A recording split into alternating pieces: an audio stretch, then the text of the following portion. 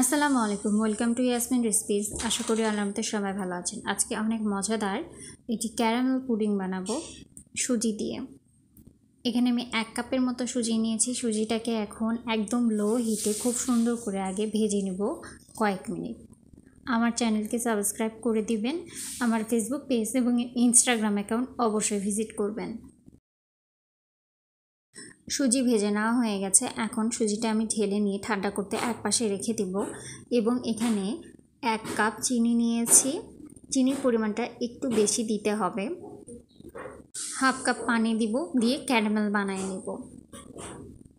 চিনি গলিয়ে নিতে হবে এবং ততক্ষণ জাল করতে হবে যতক্ষণ শিরাটা গাঢ় না হয়ে গেছে।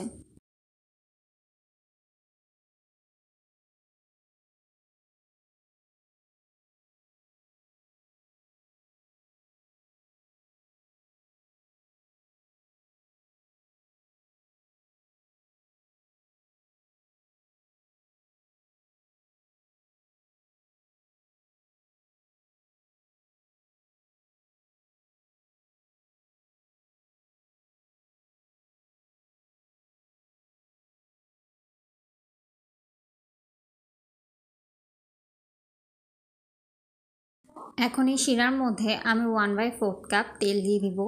ঘি দেওয়া যাবে, কিন্তু আমি আজকে পুরো বরফির রেসিপিটি তেল দিয়েই করব। তো তেলটা ভালোভাবে মিশিয়ে নেওয়া হয়ে গেলে যখন দেখব যে শিরাটা হয়ে গেছে, চুলা বন্ধ করে দিব, দিয়ে ঠান্ডা করতে রেখে দিব।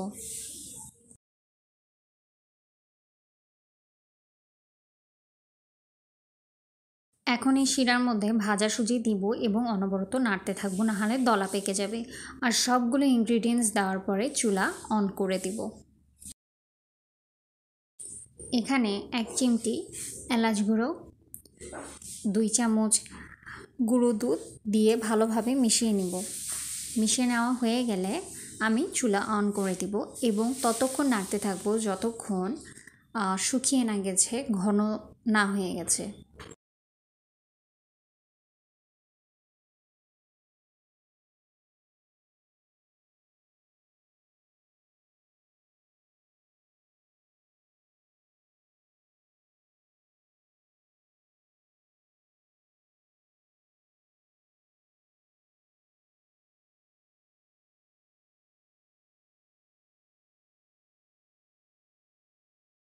এর মধ্যে এখন কেটে রাখা বাদামগুলো দিয়ে সব কিছু ভালোভাবে মিশিয়ে নেব।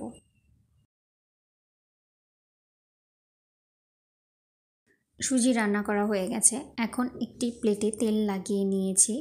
সুজিগুলো দিয়ে ভালোভাবে সেট করে নেব। চামচে তেল লাগিয়ে নিয়ে এইভাবে সমান করে দেব। 3 থেকে 4 ঘন্টার জন্য ফ্রিজে রেখে দিব। ফ্রিজ থেকে বের করে সার্ভ করব কেটে। তো আশা করি রেসিপিটি আপনাদের ভালো লাগবে। কেমন হয়েছে অবশ্যই জানাবেন। সবাই সুস্থ থাকবেন, ভালো থাকবেন। আল্লাহ হাফিজ।